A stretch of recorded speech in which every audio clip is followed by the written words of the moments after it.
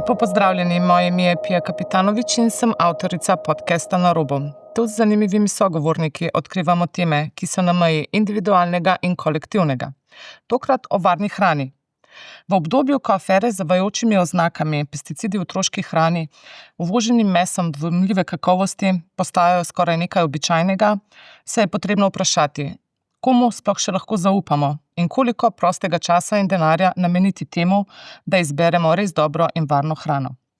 Danes z nami sedi eden največjih strokovnjakov za varnost hrane v Sloveniji, profesor dr. Raspor, ki že desetletja opozarja, da prehranska industrija ni samo vprašanje okusa, temveč tudi vprašanje zdravja, zaupanja in etike.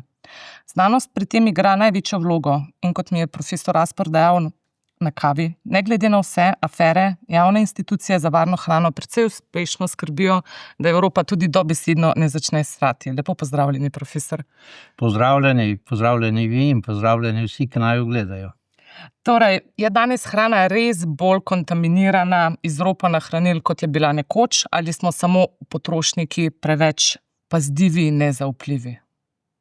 Hrana, če gledamo od primarnega vira naprej, seveda se je spreminjala skozi tisočletja in se spreminja še danes. Spreminjajo se načini kultivacije.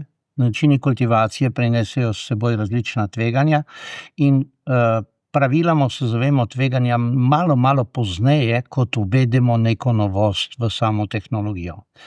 In zato smo postali zelo skrbni pri tem presojanju.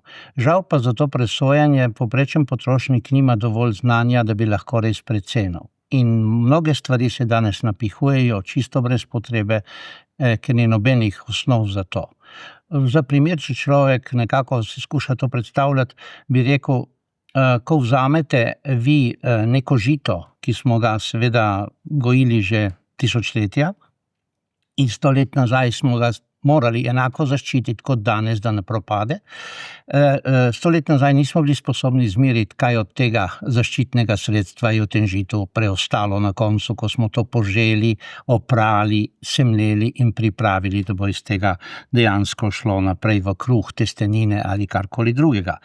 Danes smo s sodobnimi metodami sposobni izmeriti karkoli, do katerekoli nižine. Se pravi, danes se pogovarjamo o preostankih določenih stvari, snovi v teh živilih tam do -15, -18. To si običajen človek sploh ne predstavlja, kako malo je to.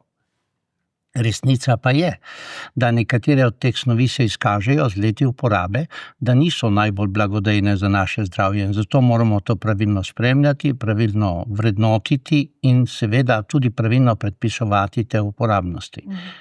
Temu pa seveda služijo potem številne agencije, ki jih ima Evropa, ki skrbijo dejansko, da se to dela tako, kot se mora delati. K temu se bova še vrnila, kako institucije skrbijo za to, da jemo varno. Morda še eno vprašanje pred tem.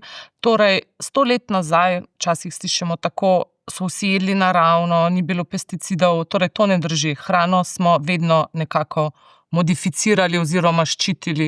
Drži. Ja, seveda, odlično vprašanje. Govorimo seveda o pesticidih, o herbicidih. 100 let nazaj ni bilo sedanjih pesticidov, so bili nekateri naravni, ki smo jih koristili in katere smo tradicionalno koristili, recimo žveplo, smo žveplali in tako dalje. Danes pa seveda imamo številne kemijske substance, ki smo jih ugotovili, da delujejo proti številnim škodljivcem. Pa na boljši način kot žveplo. Na boljši način, bolj učinkovito, ne?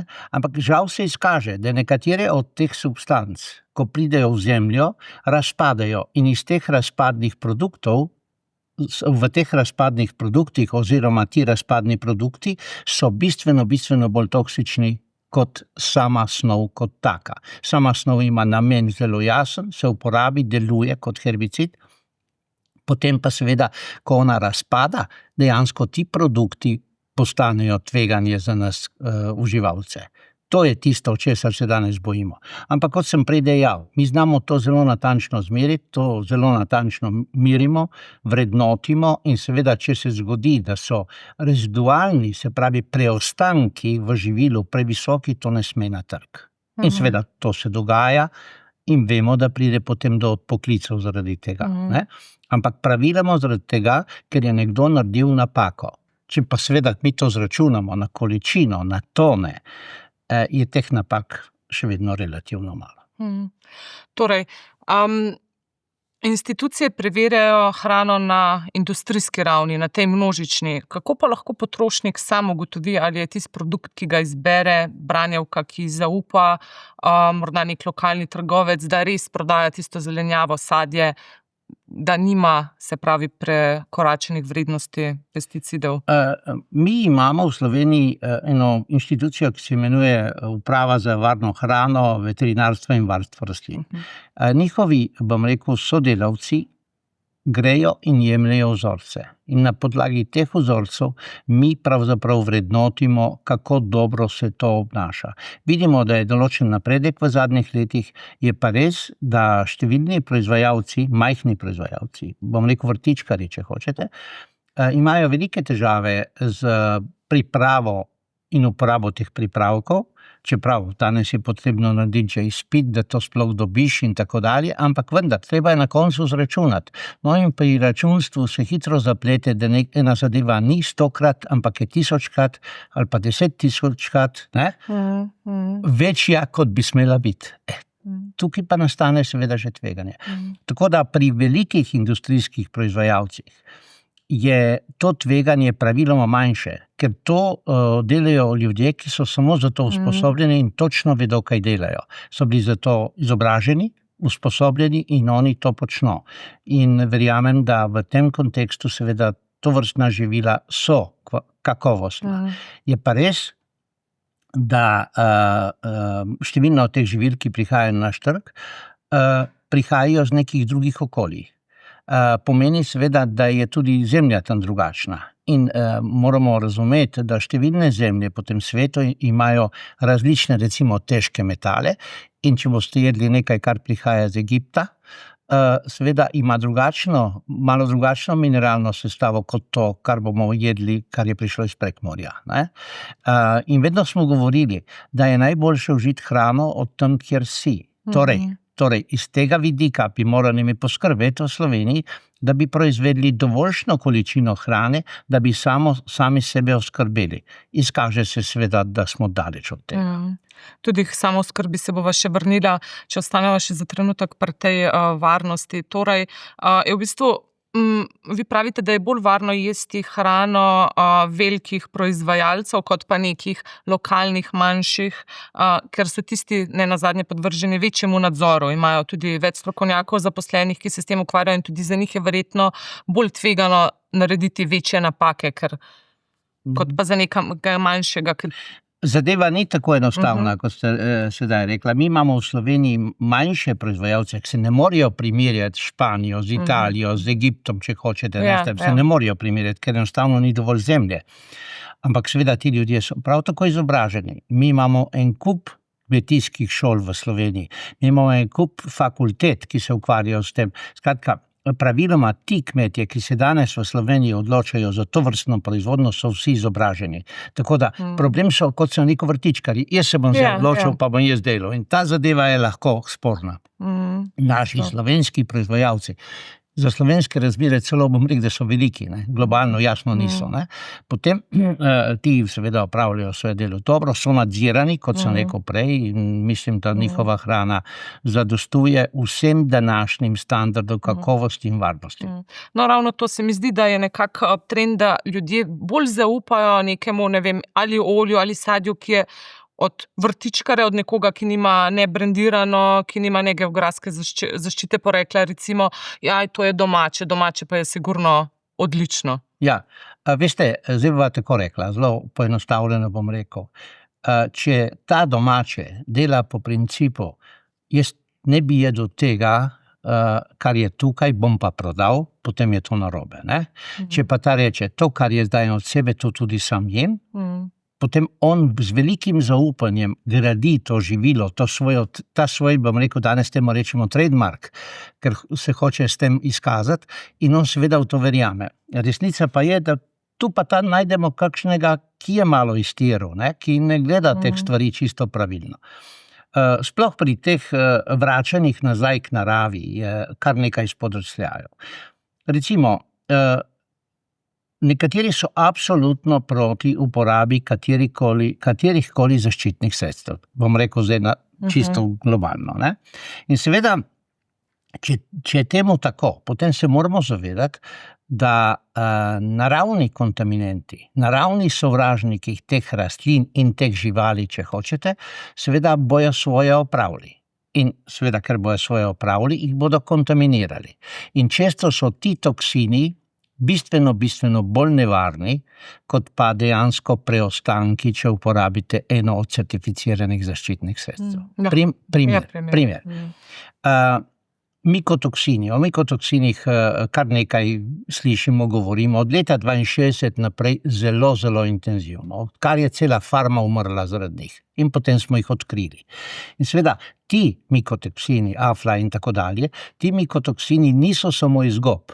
Ti mikotoksini seveda prihajajo tudi od plesni, ki se razmnožijo na naših živilih. In seveda, ta živila so hudo nevarna, da se razumemo. Še posebej postanejo nekatera nevarna, ko govorimo o žitih, ker gredo potem za krmo. Včasih so nam stare mame govorile, če je nekaj plesnivo, ne daj nikoli kravi.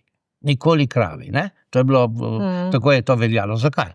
Ker je seveda, vedeli so na nek način, so to vedeli, da dejansko ta okužena krma bo prišla potem posredno v mleko in bo mleko dejansko nevarno. In res je tako. Danes to vem.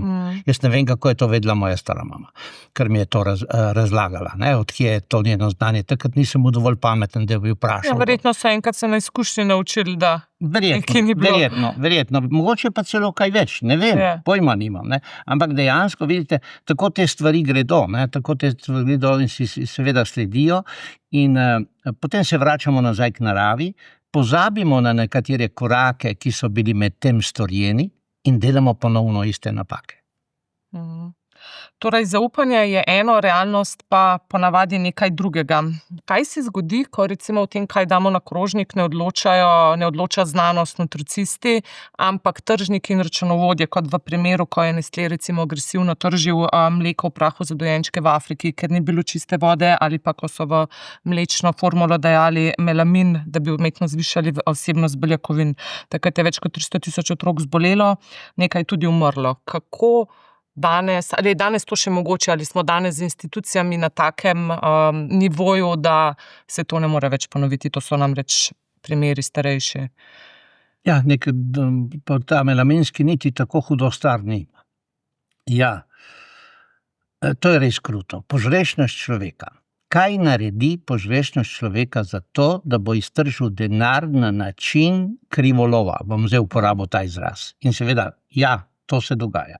Žal imamo med ljudmi tudi toliko takih, ki nimajo nikakršne vesti, nikakršne etike in jih briga dejansko samo, koliko od tega bodo si vzeli zase.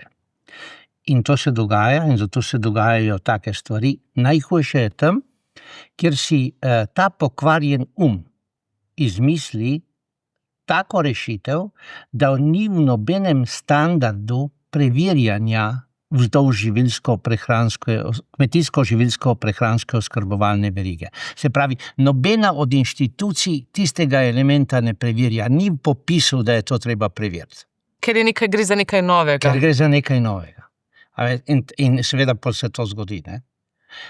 Kakšenkrat je to seveda povezano z neznanjem, recimo v prvem primeru, ki ste ga rekli, takrat določenih stvari ti ljudje sploh se niso zavedali, oni se niso zavedali laktozne intolerance pri rasi, se sploh niso zavedali in dejansko je bil tu dodaten faktor, ki je vplival na marsikaj.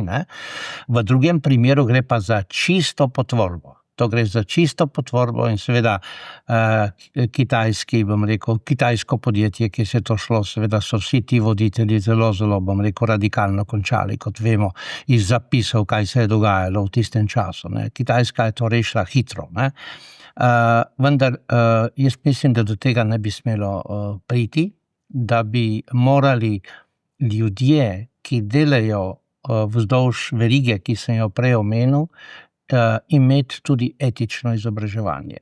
hrana bi morala biti etični element naših izobraževanj in seveda potem tudi gospe in gospodje, ki se trudijo čim več denarja pripeljati v lastno blagajno, bi mogoče pomislili še na kaj drugega. No, pa sej, če predpostavimo, da morda pa vseeno niso zelo želeli početi, da so želeli mleko obogatiti z beljakovinami. Ne, glejte, to tle je zelo čisto, kaj je tukaj bilo. To je bila pač špekulacija, količina dušičnih snovi se bo noter kazala kot toliko velika in to mleko bo imelo seveda tako ceno namesto tako ceno. To je bila zelo jasna špekulacija, to je bilo seveda tudi dokazano in zadeva se je pač razvila na sodišču tako, kot se je. Hudo je, ker so na ta način uničili ledvica toliko in toliko otrokom. To je hudo. Ne? In bojo tisti, ki so preživeli, seveda nosili posledice tega celo življenje.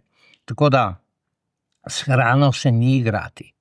In je potrebno seveda pri hrani spoštovati resnično te etične, bom rekel, norme, ki smo jih pač od pamti veka, kot sem dejal, nikoli ne daj na krožniku nečesa sočloveku, kar ti ne bi jedel. Ne? In če spoštuješ to tradicionalno normo človeka, ne? In tega gostiteljstva, z katerega smo išli, se na ta način smo pravzaprav preživeli, ko si bil sestradan in si prišel v neko pleme in so ti dali, in ti niso dali strupa, ne? Ampak so dali to, kar so sami jedli. Ne? Tako da, veliko, ta duh človeštva bi morali ohranjati v naši verigi s velikim spoštovanjem, in bi ga morali seveda integrirati tudi v izobraževanje na prav način. In tukaj seveda pa moram reči, da smo nekoliko kratki. V Sloveniji ali nasplošno? Nasploh. No. Mi še nekaj govorimo o otrokom, o otroškem vrtcu, to imamo super pošlihtano, ne, moram reči, ravno zdaj nekaj let nazaj sem organiziral eno zadevo, so prišle dame, praviloma so to dame iz teh okolij, moram reči, to imajo tako narejeno, tako imamo v Sloveniji to narejeno, da se lahko res, mislim, pohvalimo, ne. V osnovni šoli moram reči, da stvari tudi relativno dobro tečejo, je pa tako, da v osnovni šoli seveda je vpliv staršev in okolice bistveno večji in kot veste, so ti završki potem hrane v šolah tako veliki. To je zaskrbljujoče, kaj se to pri nas dogaja, ne?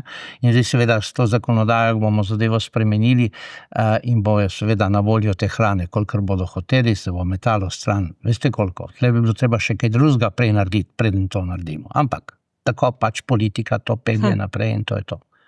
Povejte mi, je prehranska piramida nekaj, kar drži, ali bi bila potrebna revizija? Se pravi, spodaj veliko pšenice, največ pšenice oziroma pač kruha, potem manj beljakovin.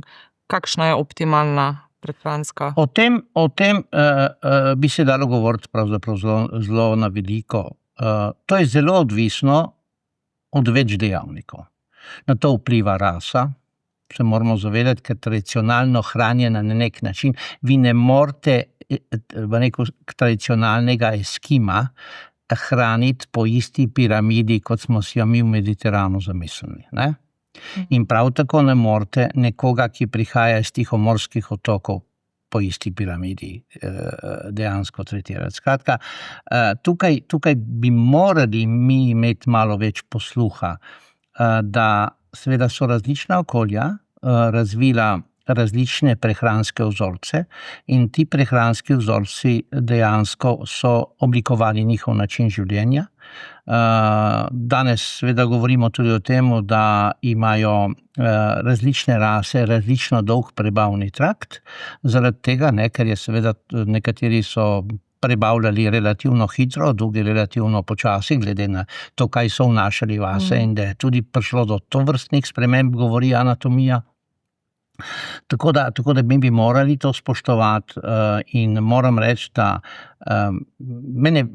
jaz sem vedno zelo vesel, pozitivno bom naj povedal, jaz sem vedno zelo vesel, ko pridem v neko okolje in mi nudijo nekaj, kar je res tistega okolja. Imel sem priliko biti na Kitajskem, imel sem priliko biti v nekaterih državah v svoji karieri, recimo na Kitajskem, ko sem presojal olimpijske igre za varno živil, in moram reči, da sem tam si ogledal v radiusu 500 kilometrov praktično vse tiste firme, ki so kandidirale za to, da bi oskrbovale Olimpijske športnike. Tako. Tako to poteka? Torej, nekdo pride in preveri celotno industrijo? Jaz sem bil predsednik komisije za rastlinski del. Za animalni del je predsedoval en kolega iz Nizozemske. In mi dva se nisva srečevala, seveda, ker sva šla po različnih, bom rekel, podjetjih, če uporabim ta izraz, ampak na koncu seveda smo se srečali in smo izmenjali dejansko naše ugotovitve in to posredovali temu komiteju v okviru priprav in potem oni so naprej delili s tem. Tako bi morda potrebovali tudi za šole pa za... Mogoče bi bila to zelo koristna lekcija tudi za nas, ampak veste, jaz mislim, da bi bilo bolj koristno pri nas izobraževati starše. Kajti, kot sem dejal, mi še nekaj govorimo o prehrani v osnovni šoli in potem recimo v srednji šoli praktično že nič več, razen če greš seveda v uk v to smer. Ali greš tudi se mi zdi oskrba srednješolcev s hrano drastično, s kvaliteto hrane drastično pada. Tiste tople kuhinje so zamenjali neki sendviči, pice, medtem ko v osnovni šoli še skrbimo za to, da imajo tople nutricistično polne obroke pripravljene, srednje pa to kar zanemarimo. No? Pri nas v Kranju, vem, so se na skoraj vseh srednjih šolah te kuhinje že v mojem obdobju zaprle in nadomestile so jih pač ponudbe. Zakaj so se pa pravzaprav zaprle? Zaradi tega, ker v bistvu otroci, mladoletniki niso želeli več tega jesti. Ne? Ampak zakaj niso želeli tega jesti? Zaradi tega, ker to ni bilo in. Ne? To ni, ne? Mi bi zdaj jedli nekaj drugega. Ne?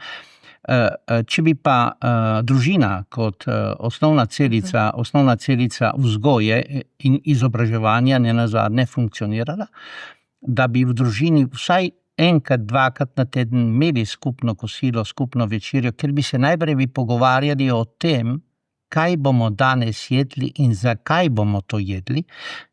Včasih so seveda molili, ne? Ampak zdaj bi pa mogoče prav, da bi molili v tem kontekstu, da bi se pogovorili, kaj bomo danes zaužili. In bi na ta način dejansko dvigovali to notranje zavedanje, kaj je pomembno. Ampak da bi to lahko počeli, potem bi starši morali o tem nekaj vedeti. Ne? Pa tudi kako težko je to v bistvu predelati. Se mi zdi, da hrano zelo podcenjujemo, tako se zgražamo, ko se cene živil dvignejo, po drugi strani pa nimamo težav plačati za iPhone več 1000 evrov. Točno to. To zdaj ste žiblico na glavico, se reče temu, kar ste se. To je dejansko stanje današnje družbe, duha današnje družbe. Skratka, hrana nam je samoumevna. Znamo biti zelo kritični do nje, ne da bi sploh vedeli jasno, zakaj smo kritični, ampak ne razumemo pa, da je to ena od osnovnih vrednot našega kulturnega sobivanja. Hrana nas druži, hrana nas združuje, hrana nas povzdiguje, če hočete. Skratka, mi dejansko skozi to hrano doživljamo svoj prostor, svoje drage okrog mize, in tudi seveda sami sebe. In to je tisto, kar je pomembno pri hrani. Zato je pomembno to spoštovanje seveda nadgrajevati, graditi in seveda peljati naprej. In jaz mislim, da ti poskusi zniževanja zavržkov so hvalevredni, zelo hvalevredni. Ampak jaz mislim, da je to treba začeti resnično v družinah in verjetno bo treba kakšnemu staršu kaj povedati o njegovem otroku tudi v tem kontekstu. Vidite, tukaj pa postanejo učitelji kratki, ker ne smejo nič več reči. Oni ne smejo nič več narediti. Ne? In potem seveda zadeva gre zelo, zelo hitro v stransko ulico. Res je. Torej lahko, če zaključiva to poglavje, lahko potrošnik zaupa tako korporacijam, ki pripravljajo to našo hrano, ki skrbijo za to verigo, kot institucijam, ki jih morajo nadzorovati. Smo lahko mirni, kako je pri teh vseh novih trendih, morda še to, vedno se pojavi nek trend, nekaj novega v hrani, želimo nekaj novega jesti. Se pravi, tam prihaja največ tveganja, ker so nove snovi še neznane. Kako tukaj kot potrošnik postopati, zaupati, kam se obrniti? Ja.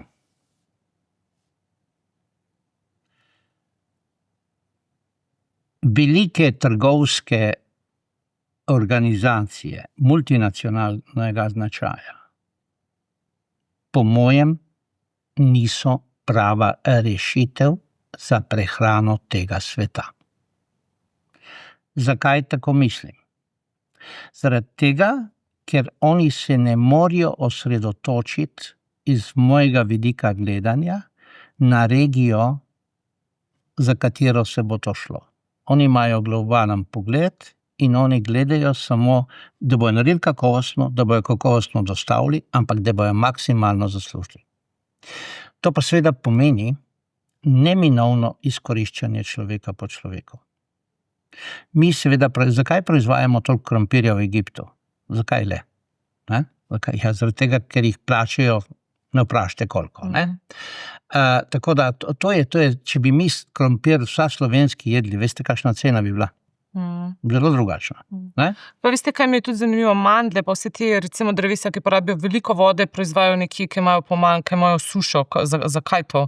Ja, to je pa seveda tudi nekaj vezano na, bom rekel, kmetijske danosti teh rastlin. Oni rabijo tudi pravilno razmerje sončnih žarkov, pravilen naklon, ne? To je tako, ne? Ta srednji pas, veste, je zelo pod udarom, ne? In imate prav, da so nekateri visoki potrošniki vode locirani v okoljih, kjer je vode premalo. In je bo še manj, ne? Je bo še manj. To nas je seveda tudi pripeljalo v tehnologiji do tega, da čistimo vode, da jih ponovno uporabljamo. In potem seveda te vode, ki jih je mesto uporabljajo za vse, kar mi delamo, ne, potem do neke mere prečistimo in s tem namakamo. No, tukaj je tudi že marsikšen dvom. Moram reči, da moje španske kolegice, ki delajo na teh področjih, so do tega zelo skeptične. Kaj je? Da so metode čiščenja teh voda danes dovoljšne za odstranitev vsega. Čeprav merimo, da 10 na minus 15, kot sem prej rekel. Ne? Ampak, veste, vi zmerite tisto, kar iščete, kar veste, kar iščete. Tistega, kar ne veste, ga ne ste zmerili. Tako da, moram reči, tudi v moji stroki ljudje imajo dvome o nekaterih metodologijah, ki smo si jih danes mislili. Ampak ne gre več drugače. Te vode več ni. In moramo tako početi, ne? Tako da je to kar resen zalogaj za človeštvo, to, kar ste zdaj odprli. Tudi nedavno na Nizozemskem pretresel to vašo znanstveno skupnost, morda podatek, da so na domačih jajcih našli veliko PFAS, kemikalij. Kako to, zakaj na domačih, na drugih ne? Ja, moram reči, to je zelo zanimiva, bomo rekel, teza. Jaz sem se imel možnost pogovarjati z enim od teh analitikov, ki to počne v okviru ene evropske izobraževalne šole, je on to predaval in so se pogovarjala o tem. In on seveda zagovarja, da so vse prehranske sestavine za kokošje nesnice, ki so v farmah vnaprej kontrolirane. In torej je verjetnost, da bo to do tega prišlo bistveno manjša, seveda, ker se zreducira s prehrano. Če pa vi pustite dejansko te kokošje nesnice v okoljih, ki so pa kontaminirana, industrijsko, prosto živeče. Ja, in dobiš pa to. A vidite, ne mislim, to je kruto, ne? To je kruto, to je res kruto. To so ta tveganja, ki se jih človek pravzaprav ne zaveda, reče domače je domače. Ja. Po drugi strani imamo v bistvu industrijo, kjer vemo, da jih vodi dobiček, in marsikaj lahko zaradi tega nas namenoma ali ne namenoma zastrupijo, po drugi strani tudi domačini. Ravno to sem na začetku, da kako sploh se tukaj obrniti, brez da vse popoldneve ne študiraš in ne gledaš ti hrane in nekako. Glejte, jaz mislim, da se povprečen človek na tej zemlji v prehranski verigi izgubil. On se je izgubil, ne? On ne ve pravzaprav, to je mreža. To je tako kot tukaj, ne? To je mreža. In ti v bistvu ne veš, na katero pot bi stopil.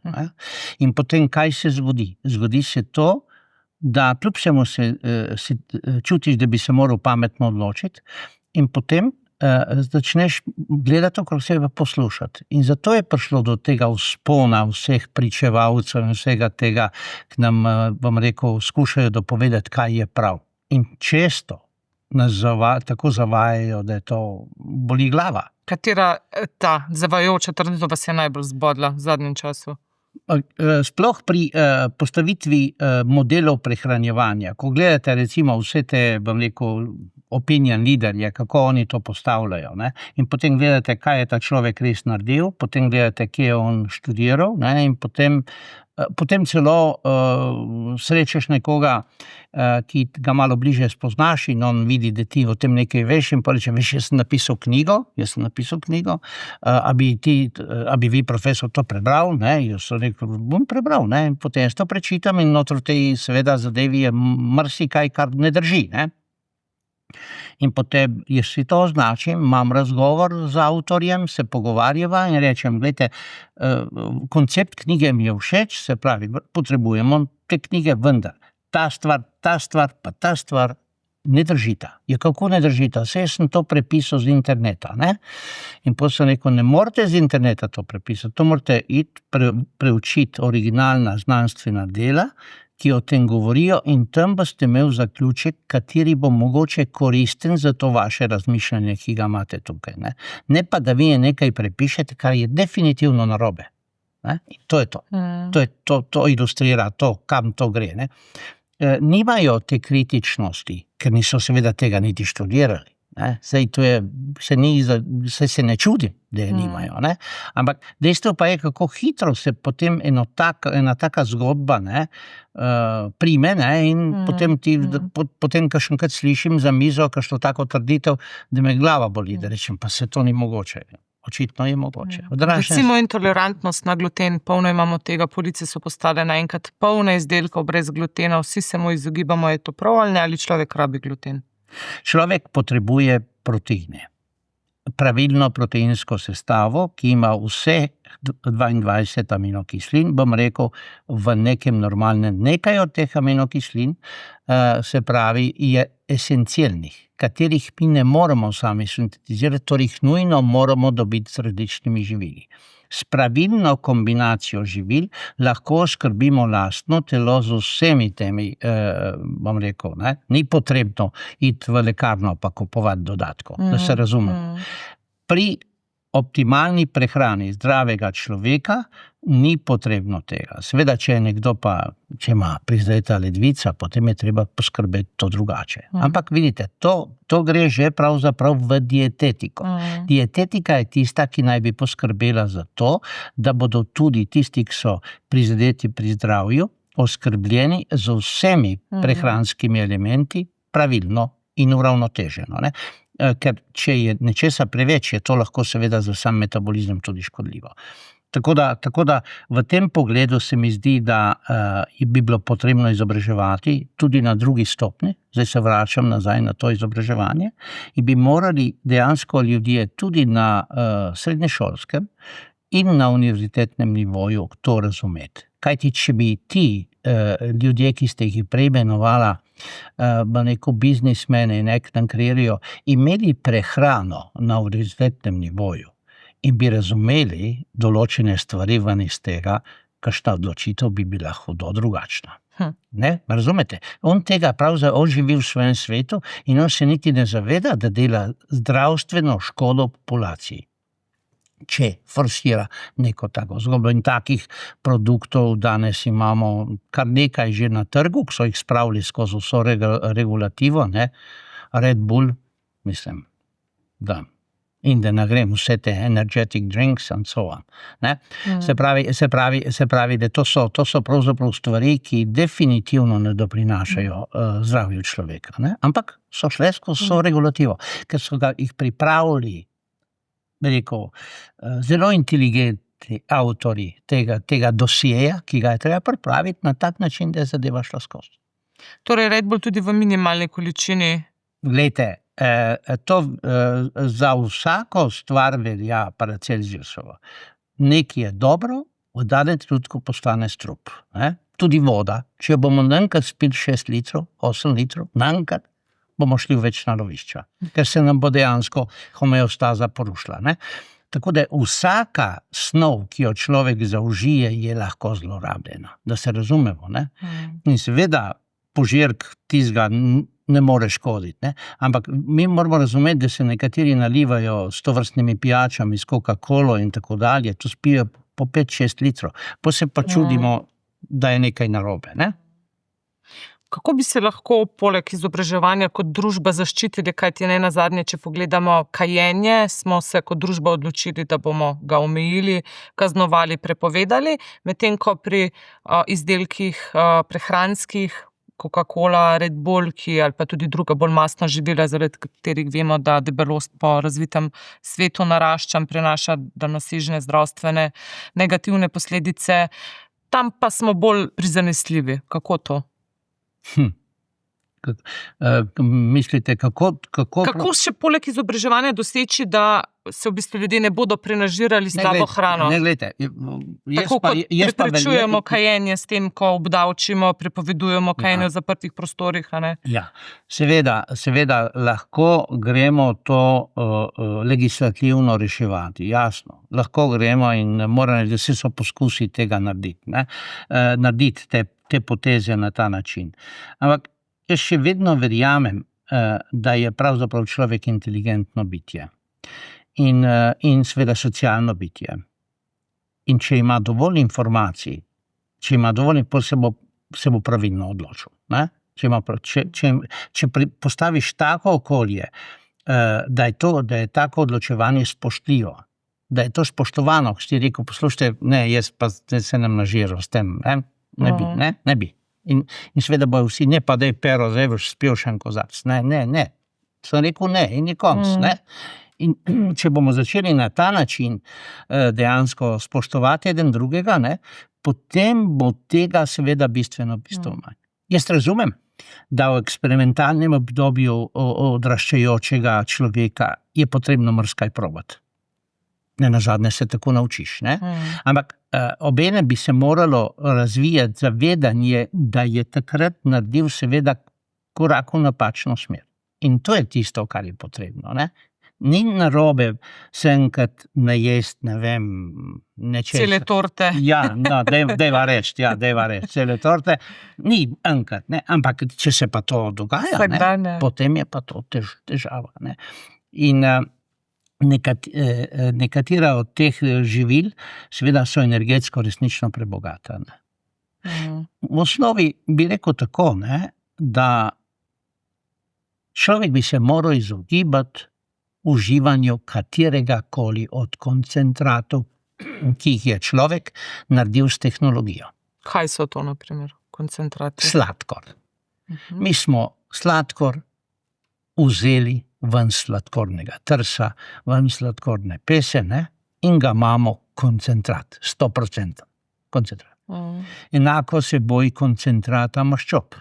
Če je maščoba lepo integrirana s tistim nekaj odstotki noter v mesu ali v določenem živilu, ne? Ker nekatera živila imajo tudi maščobe, recimo oljčne plodove, ne? In tako dalje. Ne?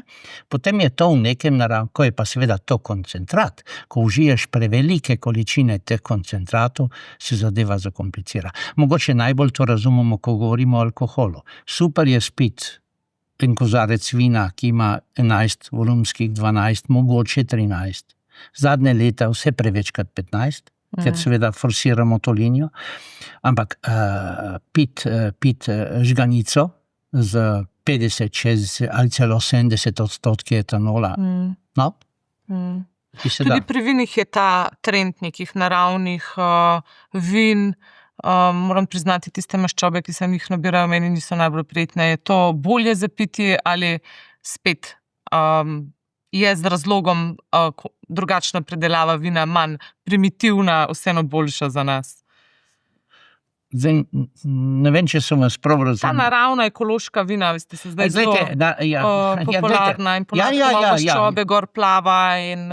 Ja, glejte, zgodba je, da govorimo o tem vračanju nazaj k naravi. To so ta primarna vina. Jaz moram reči, da v enem obdobju, ko smo v skupini ogromno delili prav na vinskih kvasovkah in moram reči, v enem trenutku na teranu, na cvičko in tako dalje, za priznavanje vseh teh zadev.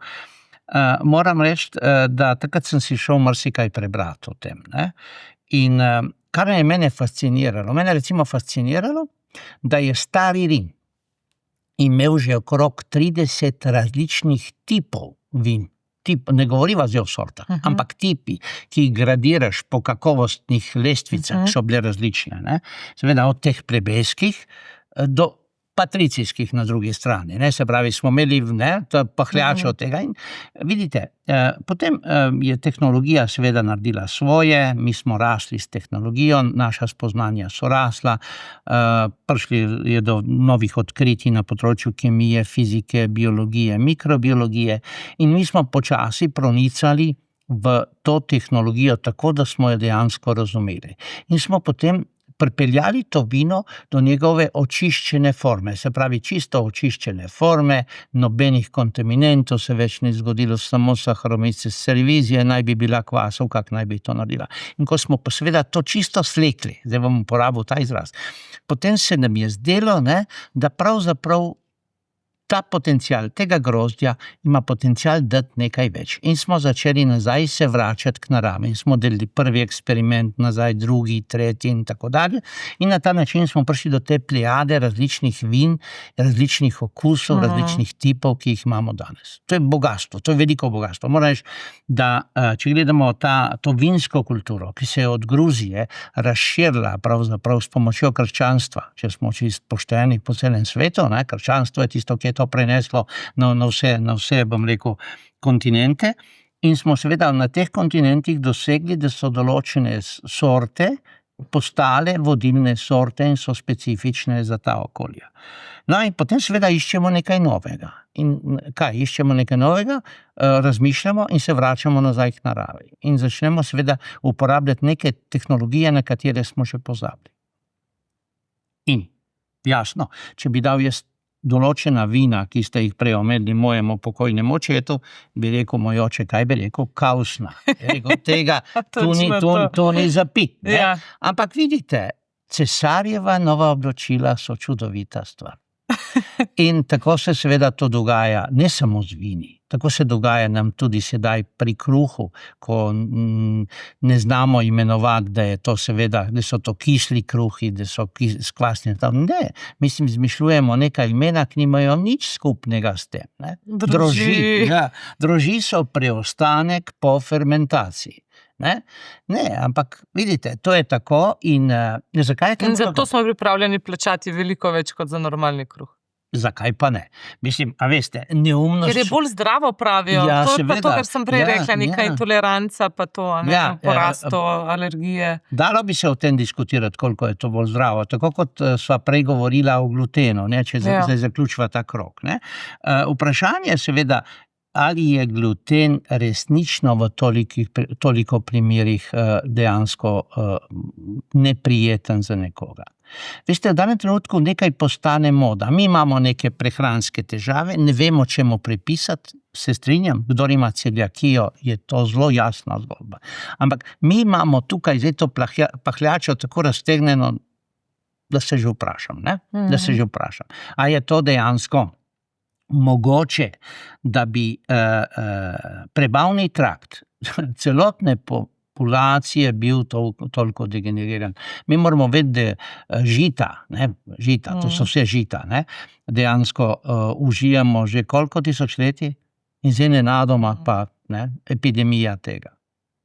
Jaz moram reči, da dvomim, da je v vseh primerih tako, ampak veste, ko nimate natančnih meril, pravzaprav kako to rešiti, potem pač pustite, da se bo samo reševalo. In zdaj to rešuje dejansko kdo? Proizvajalci. Zmislili so si to, pa ti kupi, ne sej. toliko Ja, dražje. za njih se spomnim, ko mi je direktor Barile, ko sem ga intervjuvala pred leti, rekel točno to, kar ste vi dejali, da pač odstotek ljudi ima to težavo, povpraševanje je neizmerno in rekel, nam ni problem, mi to naredimo enostavneje, ceneje, če želijo, pa naj kupujejo. Tako.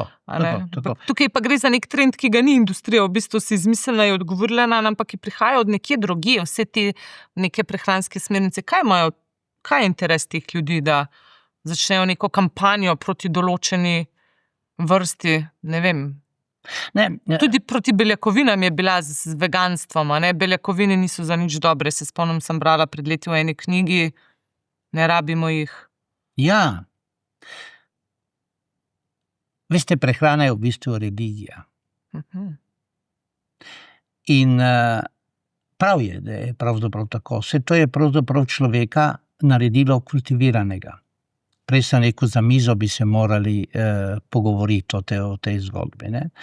In ker je dejansko ima te elemente religije v sebi, bi bilo potrebno seveda o prehrani se tudi na ta način pogovarjati.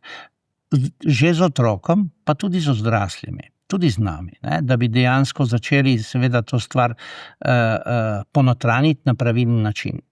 In bi potem seveda postali kritični sami do sebe v trenutku, ko vidimo, da delamo pravzaprav, da delamo narobe. Ne? Se zavedamo, ne? Mislim, če si namažeš za zajtrk 4 kose kruha, pa naj bo s kislim ali pa navadnim testom, razumete, gor na en prst debelo, najprej z maslom, pa še en prst debelo z marmelado, ja, moraš vedeti, da mogoče pa, če naš uporavno vinograd kopati, da bo to malo preveč, ne? Tako da, v bistvu je to, bom rekel, en element religije tukaj noter integriran. In seveda, v tem kontekstu je normalno, da potem dobite odgovor, ko nekoga vprašate in ti reče, ja, jaz verjamem, da je to tako. Ne? Od verjeti do biti res je pa dolg korak. Verjeti v gensko spremenjene organizme, da so v bistvu nujno potrebni ali ne, da so škodljivi? Zelo dobro vprašanje. Če vam bi sedaj jaz pokazal sliko dejansko prakoruze in koruze tam nekje, ne danes, recimo v obdobju, ko smo jo dejansko mi, Evropejci, prišli do nje, ko smo uničili kompletno južnoameriško in severnoameriško civilizacijo, potem bomo videli seveda, da je ta človek uspel iz tiste prakoruze dejansko narediti današnjo koruzo. In to je bila seveda genska modifikacija. To je bil tak inženiring, da danes ga nismo sposobni narediti v tem kontekstu. Kaj mi danes z genskim inženiringom v kontekstu rastlin res počnemo? Mi odvzamemo nekatere gene, ki tvorijo nekatere substance, ki so v povišanih količinah za človeka škodljive. Nekatere alergene, bom rekel. Ne? In ta protein, ki ima vse te lastnosti alergenov, bomo na nek način izrezali iz informacije in ta rastlina od tega trenutka naprej ne bo več tega proteina delala. In bojo seveda vsi lahko užili to, ker danes celiakaši ne morajo tega. Ne? Se razumeva? Ne? In če bi to rešili, pa bi lahko vsi to jedli. Ne? Se pravi, en del je tle odgovoren, ki sproži vse to, kar govorijo. Ne? To je en način. Drugi način, seveda, zakaj koristimo, je, prej sem omenil vse pesticide pa herbicide. Če bi ta trta sama sebe lahko zaščitila proti patogenim mikroorganizmom, ki jo napadajo, potem mi ne bi rabili škropiti. Drži, ne? No, torej, kaj počnemo? Mi poiščemo točno tisti del, ki je za to odgovoren, ga izrežemo in naredimo nov kultivar. In ta kultivar je rezistenten. Ga ni treba več škropiti. Ne? Ampak bolj se bojimo tega, ker je to spremenjeno, gensko modificirano. Odkje ta strah? Zakaj se tega bojimo? Čeprav to počnemo že. Ne, veste, strah prihaja nekako iz same prve konference v Združenih državah Amerike leta 1972, ko smo naredili prvi genski organizem, ker spet prihajamo v element vire. Ne? A smemo mi kreirati novo življenje? A smemo mi to narediti? Ne? In potem, veste, iz ene take, bom rekel, diskusije, ki je bila na znanstvene, ali Somarjev, mislim, da je bila ta konferenca, in iz ene take znanstvene diskusije, ki je govorila, resnično poskušala govoriti objektivizirano o za in proti, seveda se da vam potegniti potem, vi, bom rekel, novinarji imate čudovito domišljijo, ne, da bi naredili nekaj atraktivno, da bi to prikazali na način, da bo nekdo prebral. In seveda je prav tako, ne? Ampak poanta je, vidite, od uporabe do zlorabe je zelo malo. Vi napišete nekaj, da bi bilo atraktivno in nenadoma to, da bi bilo atraktivno, postane resnica in atrakcija. Ne pa tisto, kar je res noter. Kar je res noter. In to se nam dogaja. In to seveda se nam je takrat zgodilo in potem je prišlo do vseh teh velikih gon proti GMO, ne, se pravi genetsko modificiranje organizmov. Karkoli danes jemo, smo mi genetsko modificirali tisočletja. Ne? In kar je dobro v tej tehnologiji, za moje pojme, pa je to, da to zdaj ne delamo več s klasičnim križanjem. Ko smo mi klasično križali, se je skrižalo marsikaj in nisi vedel, kaj se je skrižalo. In to si dobil ven in to je v redu. Ne? Razumete? Ne? Ja. In sedaj pa gremo, izrežemo točno to, ne? Točno to, samo to še pustimo naprej. Ne? In to seveda, zaradi tega ta rastlina ima točno take lastnosti. In mi smo seveda z njo kmetijsko zadovoljni. Mogoče nismo zadovoljni v smislu okusa. Recimo Flavor Saver Tomato je tipičen primer. Ne? Mi smo naredili paradižnik, da se ni tako hitro staral, ne? In da je ostal čvrst dlje časa, vendar se ni primil. Bilo je prezgodaj. Se ni primil. Zakaj? Ja, zaradi vire. Se ni primil, ne? Ni šla zadeva. Pa je bil tudi okusen in sočen. Je bil dovolj okusen in dovolj sočen. Ne tako, kot so, bi rekel, klasični. Istrski poletje. Ma ja, pa divjaka, ne? Ima vse arome. Ker ima vse arome. Veste, to vedno vi potem zreducirate ta spektr, ne? Ko delate te posege, ne? Tako da to se nam je recimo v tej zgodbi takrat vrtelo, ne. Danes je teh nasprotujočih mnenj bistveno manj, kot jih je bilo takrat, je bilo okrog leta 2000 je bilo tega največ, ne, se pravi tam 20-30 let. Danes imamo še nasprotujoča mnenja, ampak jaz mislim, da za kmetijstvo v sušnih razmerah, za kmetijstvo v pretiranih, ekstremnih razmerah, naj uporabim ta izraz, je gensko inženirstvo rešitev. Je rešitev. Ne?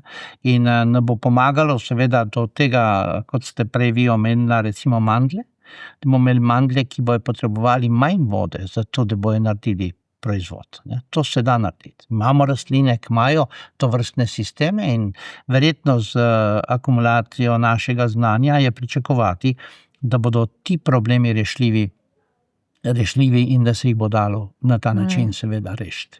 Tako da ja, kmetijstvo in gensko inženiring ima prihodnost. Ima pa genski inženiring, seveda, če se obrnem v drugo vejo moje stroke, na kateri sem delal, to je biotehnologija, seveda ultimativno prednost pred čemerkoli drugim, ne, se pravi produkcija določenih komponent za zdravljenje in tako dalje. To definitivno. Mikroorganizmi pa tle marsikaj še naredili. Ne. Ker nekaterih mi ne znamo kultivirati, vemo, da so, dobimo dednino in to dednino potem damo enega, kjer lahko kultiviramo in dobimo ta produkt ven. Recimo z antibiotike in tako dalje. Torej bi verjetno tudi neka pot do samooskrbe ali pa, če še bolj vizionarsko pogledava, končanje lakote na svetu bi lahko rešljiva tudi z gensko spremenjenimi organizmi. Definitivno. Imajo gensko spremenjeni mikroorganizmi eno kratko varianto, ne, ki jo moram zelo jasno povedati. To pa je naslednja. Odkar obstaja kmetijstvo, 25.000 let, ne, je kmet bil tisti, ki je bil lastnik semena.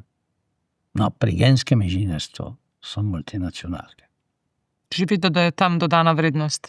Ja, in to je tisto, kar meni ne daje dobrega priokusa, ne? Zakaj? Zaradi tega, ker dejansko tisti, ki drži v rokah primarne niti hrane, lahko diktira tudi politične sisteme. In ta zadeva ni nujno, da pol pride ravno na pravo pot. Kaj ciljate? Ja, glejte, to so najbogatejše firme, zamenjajo vlado, kjer jo hočejo, kakor jo hočejo. Poglejte tudi, kako so se določeni zakoni glede na genski inženiring s pomočjo agentov Monsanta spremenjali in tako dalje. Sej, to že lahko preberemo marsikje. Tako da to se dogaja, ne? In seveda pokupiš vse površine v Zimbabveju in kaj vam ne govorim, sej. Ne, tukaj ni vse čisto tako. Čeprav ni moram reči, gensko modificirani organizmi so vse v redu z njim, ampak vemo, da pač je potrebno tudi zaščititi torej avtohtone vrste. Zelo dobro. Kot sem rekel na začetku, od uporabe do zlorabe zelo malo. Ne? Zadeva je lahko super, ampak če jo zlorabiš, ne? Tako da tle bi morali mi dajati stalno prednost regionalnemu, avtohtonemu in kulturi. In če bi to dajali, potem marsičesa v naših trgovinah ne bi bilo. Potem bi mi začeli nazaj razmišljati sezonsko in potem bi tudi nekatera podvprašanja iz vaših prejšnjih vprašanj odpadla, ker dejansko potem bi jedli vedno sveže in vedno v kratkih verigah. Zdaj pa mi hočemo jesti grozdje celo leto. Pa mango, pa avokado, pa datlje. Ja. In seveda, zamislimo si samo okus paradižnika, če ga bi imeli samo, ko je sezona, ima čisto drugačen okus. Kaj pa hranilne vrednosti v njemu? Te študije so bile delane pogosto. Vi veste, da hranilna vrednost je vezana na dedni potencial in na okolje. Skratka, če ima seveda neka rastlina v dednem potencialu zapis, da to akumulira, bo to akumulira. Ni pa nujno, da bo vedno akumulirala maksimalno. Ne? Zaradi tega, ker če nima dovolj v primarnih virov v okolju, ne bo mogla tega narediti. In zaradi tega moramo gnojiti. Drži, ne? In seveda, če mi pretiramo, eksploatiramo neko zemljo, ne, potem pride do osiromašenja določenih mineralov. In zato je treba seveda kolobariti in dognojevati. Se pravi, tam iz 18. stoletja naprej nam je to jasno. Ne? Nam je to jasno. Zdaj sem brala neke pozive, da bi se to konvencionalno kmetijstvo preobrazilo v smeri drugačnega kolobarjenja. Ja. Ampak veste, kaj je zelo zanimivo? Da to kolobarjenje smo poznali, ker nismo poznali herbicidov, pesticidov in vsega, ne? Ker smo na ta način tudi zatirali vse plevele, ker smo na ta način pravzaprav to delali. Ne? Mi smo mnogo, kako neverjetno hitro človek pozabi to, kar so njegovi starši še delali. To je neverjetno. Ker je seveda tudi vezano, po mojem, malo na našo psiho, ker mi se hočemo samosvojiti, mi hočemo se odvojiti od tega. Ne? In jaz bi si samo želel, da bi imel še enkrat živega očeta, da bi ga kakšno stvar vprašal. Takrat se mi zdelo to nič pomembno. Ne? Ampak danes seveda vidim te stvari zelo, zelo drugače. Ne? In to je tisto, kar bi pa potem morali mi nekako integrirati v izobraževanje in v šolo, ne? Da bi dejansko ta element nekako priučili. Ne? Mi mislimo danes, da lahko iz tablice ali iz računalnika vse potegnemo dol. Ne moramo. Mi ne moramo potegniti dol izkušnje sočloveka. Mi ne moramo. Ali pa okusa pa vonja. Okusa pa vonja. Seveda nam bo umetna inteligenca dočarala marsikaj še. Ampak to je pač razvoj družbe. Razvoj družbe je vedno povezana z razvojem hrane in v tem spektru hranil, iz katerih smo išli kot človeštvo, je nanizanih približno 35 000 različnih vrst Danes od teh 35,000 različnih vrst, 3 od njih oskrbita vse naše potrebe po kilokalorijah. To so? To so pšenica, to so riž, tukaj je zdaj odvisno, kam gremo bomo rekel, Kje živimo? po krogli, ja, je koruza, je še jam, se pravi sladki krompir, ne, pa krompir. Ne, se pravi, ampak odvisno zdaj kako postaviš. Ampak praviloma v tistem okolju 100%. Po kalorijah, kaj pa potem po vitaminih, mineralih, se pravi tisti bogati, nutricistični? Zato dobivamo, večino tega dobimo s sadjem in zelenjavo. Ne?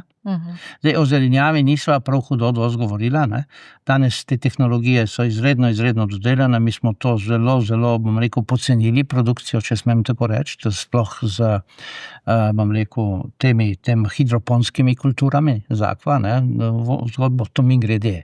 To so izumili dejansko Azteki, koruzo so tako delili in tako dalje. Ne? Se pravi, to ni naša poglavtaščina, bom rekel, pametnega zahoda. Ne? Tako da ja, zanimivo to videti, kako pravzaprav, kaj od teh kultur se je preneslo naprej. Ne? Morda za konec prej ste dejali, da razvoj družbe je vedno poganjala hrana, tako se je družba spreminjala.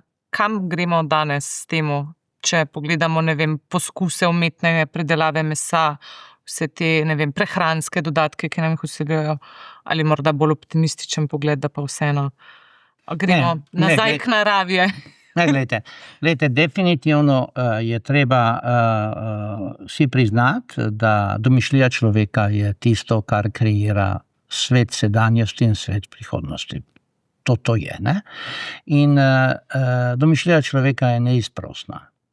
Seveda, žal, neizprosna sem rekel zaradi tega, ker v domišljiji človeka je toliko zelo pozitivnih nagnjenj in toliko tudi patoloških nagnjenj. Ne?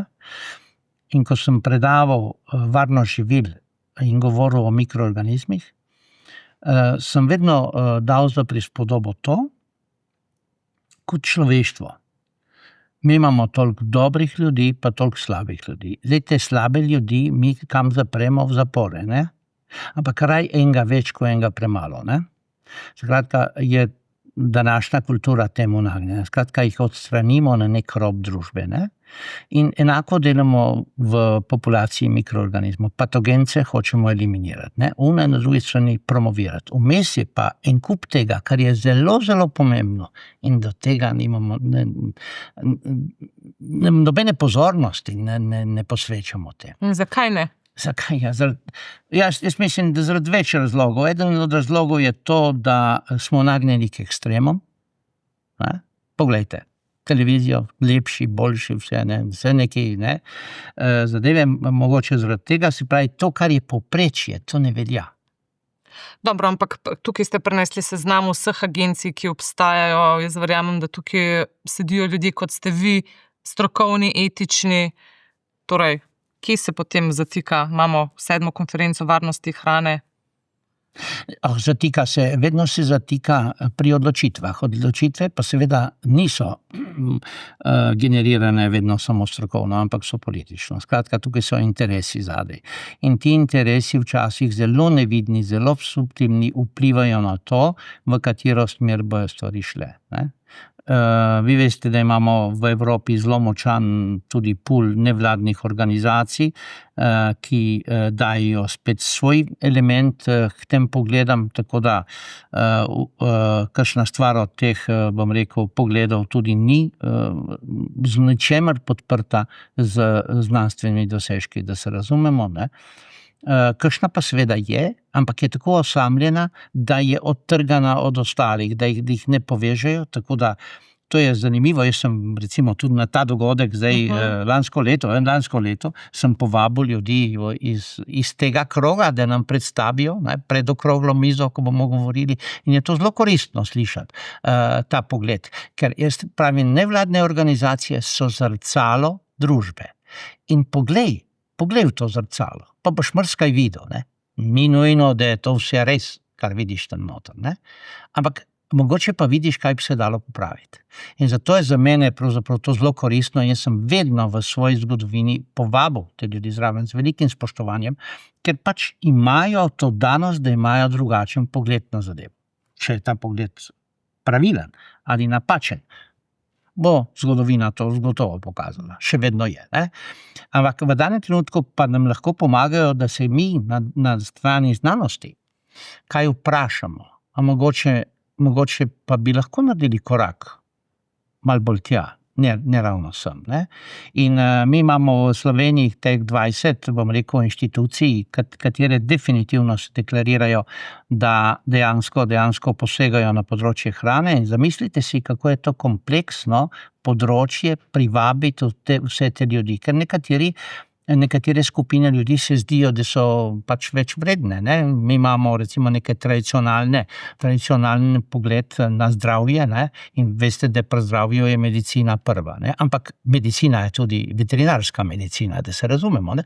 Pa pogledaš malo bolj blizu to zadevo, pa vidiš, že tudi tukaj so nekatere, bom rekel, konstelacije take in drugačne. Jasno, kmetici pravijo, mi smo mi. Potem se pa sve rodi tehnologija, rodi se inženirstvo v prejšnjem stoletju. In danes vse, kar je industrijske tehnologije, ne, se pravi hrane, tem, kar ste me prej provocirala, da bi kaj rekel, ne, dejansko to dela industrija. To ni nič brez inženirstva. Kmetje tega ne morejo narediti. Ne. Se pravi, smo rabili fiziko, kemijo, živilsko tehnologijo, inspektor poklicev elektrotehniko, danes vedno več računalništva potrebujemo zato, da vodimo procese. Vidite, in vsa ta konglomerat vseh teh strok potem gradi to piramido hrane, o kateri ste vi prej rekla. Ne?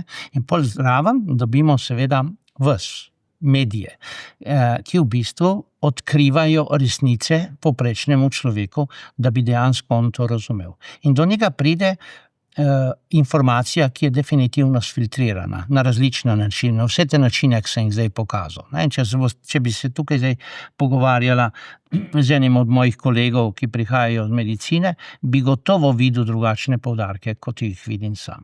Tudi zaradi tega, ker sem dejansko bil pač v različnih interesih Evropske unije in imel možnost videti, kako se sprejemajo določene odločitve, katere mi niso bile vedno najbolj všeč. In se nisem z njimi strinjal, sem tudi to javno povedal, da ne vidim, da je to dolgoročno to dobra rešitev za Evropo. Jaz sem izredno zagovarjal ta regionalni koncept gledanja na stvari. Ne? Recimo, ko govorimo, ko govorimo o bučnem olju. Ne? Bučno olje ni samo slovensko, bučno olje je regionalno, je štajersko, je madžarsko in je hrvaško. Se razumeva? In mi bi morali ta element zaščite, ne da države to zaščitijo, ne da mi v Sloveniji naredimo trademark iz ajvarja. Bi se dalo kaj diskutirati. Ne?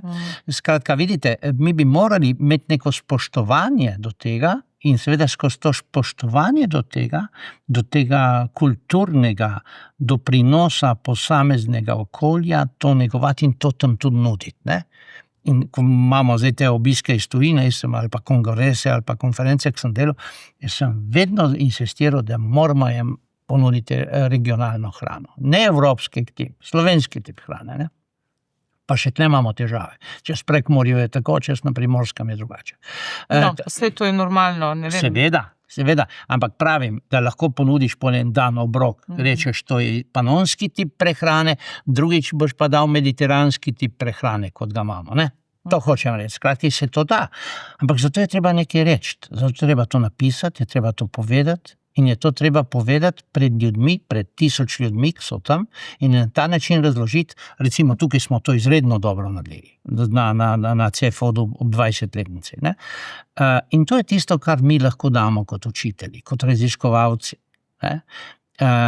Zdaj, tisti, ki so samo raziskovalci, ki niso učitelji, so pač obremenjeni s tem, da bi morali iti vedno globje. In oni vrtajo vedno globje. Ampak vrtaš vedno globje, greš v lukno. In ko greš v lukno, nimaš ti dejansko pregleda, kaj je gor. Ti moraš potem se stopiti iz tega. Vstopiti na pečino in se razgledati, kaj pravzaprav. Ali je sploh pomembno tisto, kar... Ne nazadnje se mnogokrat izkaže, da to vprašanje ni bilo strani tistega, ki se tako trudi, nikoli postavljeno. In potem so ljudje pridejo do moje starosti, dejansko razočarani, rečejo, pa kaj sem celo življenje delal? Napisal sem 100 člankov, nobenega to ne briga. Ne? In jaz to često sem opazil to razočaranje pri nekaterih raziskovalcih. Zdaj, tisti, ki smo učitelji, imamo to prednost, da smo vsaj del tega znanja predali naprej. Ne? In seveda si skušamo dopovedati, da je bilo to pač najboljše, kar smo lahko naredili. Ne? Pač tako je. Tako pač je, to je v človeku, ne, rečemo, tako pač je. Ne? In edino, kar nas lahko pelje naprej, je, da nas pelje naprej spoštovanje. Da mi spoštujemo sogovornika in mogoče se on ne strinja z nami in mi se ne strinjamo z njim. Ampak če bomo s spoštovanjem se poslušali in skušali osamiti tista bistva, odvojiti od ostalega, ne, da jih res vidimo, potem bomo naredili korak naprej. Dobro, so pa tudi primeri, ki so verjetno težji za neko razpravo oziroma za neko odločitev, ali je varno ali ne. Recimo, ne vem, v Ameriki so nevladne organizacije močno opozarjale na škodljivost aspartama. Dvakrat, mislim, da so mu zavrnili dovoljenje za uporabo na trgu, potem so mu le ga odobrili, mislim, da v 70-ih, od takrat se množično uporablja, še vedno je dovoljen tudi v Evropi. Tukaj tudi se ne ve, kaj je res, kaj ni, kako je škodljiv, kaj ne. Če tako spremljaš, pa se lahko poglobiš, vidiš, ene raziskave kaže, da je blazno škodljiv, druge, da ni v bistvu nobenega tveganja za zdravje. Ne gre samo za to, da se bomo sedli za mizo in dogovorili včasih. Ne, to imate zelo prav. Ko mislim dogovorili, mislim ravno na to, da se usedemo za mizo in si pokažemo dejansko rezultate, ki nam bodi si to dokazujejo ali pa to indicirajo.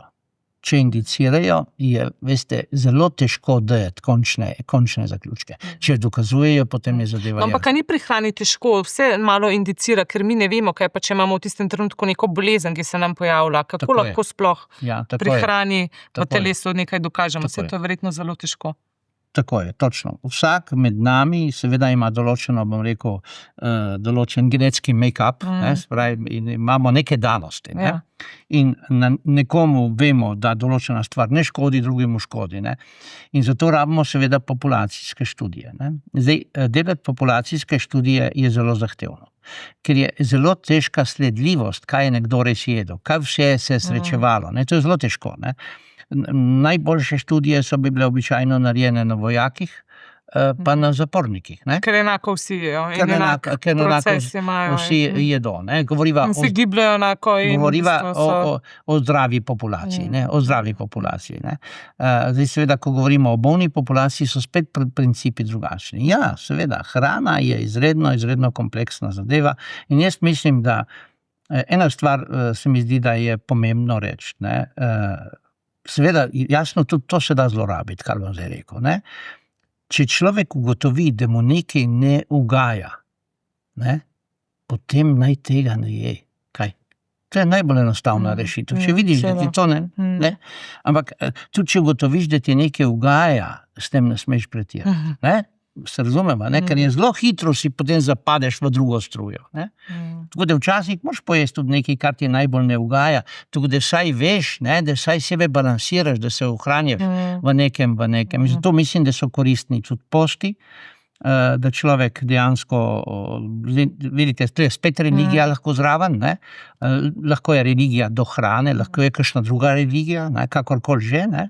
Ampak očiščenje telesa ni slaba stvar. Ne?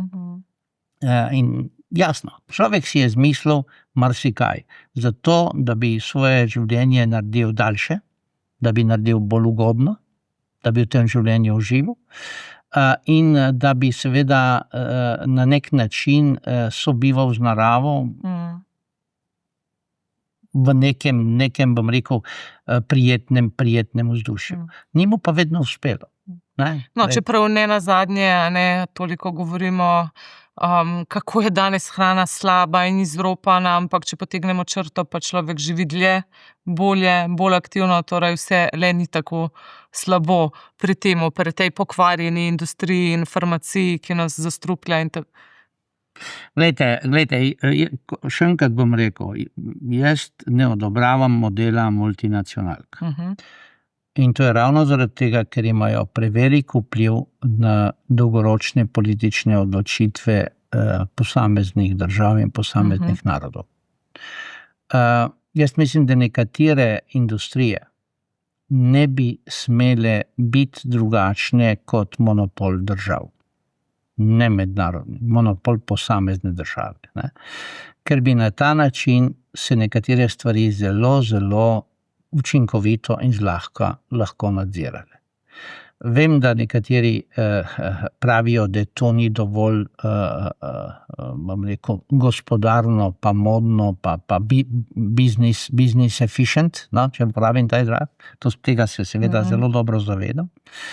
Ampak veste, ta business efficient industry and approach nas je pripeljal do pretiranega izkoriščanja zemlje, do pretiranega izkoriščanja njenih dobrin, ne samo do izkoriščanja, tudi do dejansko opustošenja določenih predelov zemlje, in ta pot nazaj bo zelo, zelo težka. Mi najbrž, če ne bi imeli teh modelov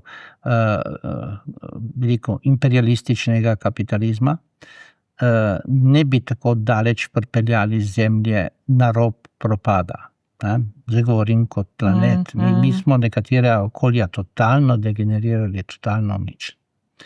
In seveda, če bi to lahko ti naredil samo v okviru ene države, vse ostale ne bile prizadete. Sedaj pa nekatere od teh multinacionalk, nam rekel vse, ampak nekatere tam pač govoriva seveda o področju hrane in prehrane, dejansko si privoščijo marsikaj, kar si ne bi smele privoščiti. In potem vam prodajajo čokolado, ki je pač fair trade in tako dalje. Tle imam jaz, tle imam mal bom rekel, kepe v grlu pri teh zadevah. Dobro, profesor Peter Raspar, najlepša hvala za ta pogovor. Želim veliko uspehov pri nadaljnjem delu ozaveščanju javnosti o pomembnosti varne hrane. Se bomo trudili, vi in mi. Res je. Hvala lepa. Hvala vam za spremljanje in poslušanje in se slišimo in vidimo prihodnjič.